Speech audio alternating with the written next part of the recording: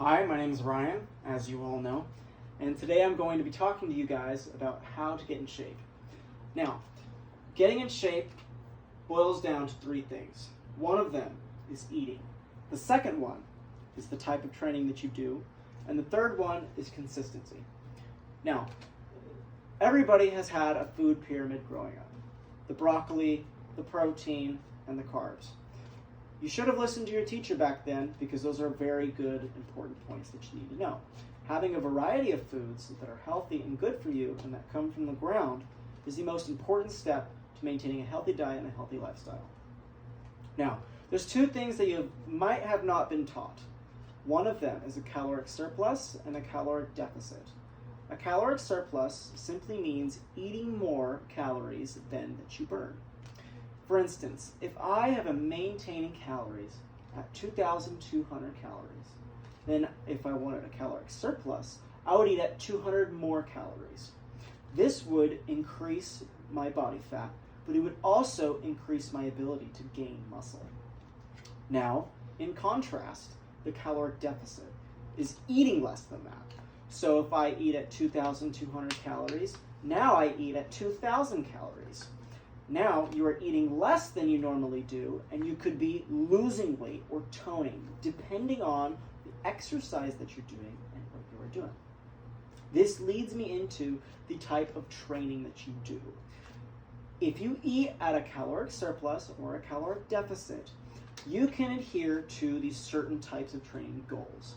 For instance, if you are training for mass and strength, you would aim to do 1 to 5 reps of muscle activity, whether it's lat pull downs, push-ups, or dumbbell curls. These are all activities that you would do to get you stronger, hence mass and strength.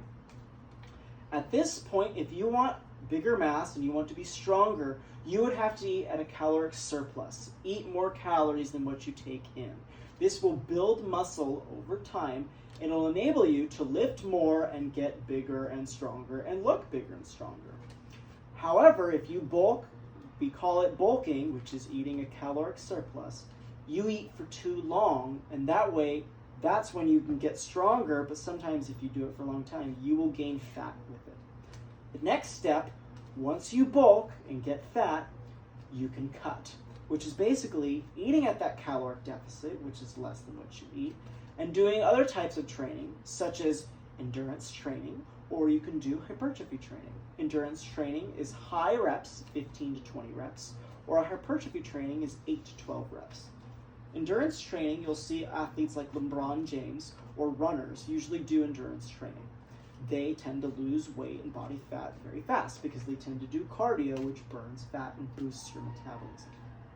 Now, hypertrophy also plays a role. If you work out and do 8 to 12 reps of curls or whatever it is, that maximizes your ability to gain muscle.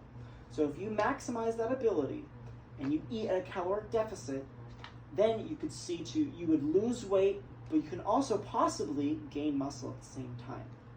This is why you see pro bodybuilders cut and bulk. It's because you want to bulk for the mass and strength, but you also want to cut so your endurance is well and you're fit.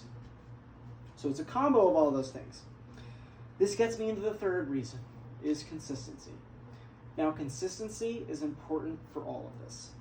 Why? Because if you don't eat healthily consistently, then you will start to plateau. And when you plateau, you won't see results. You will give up.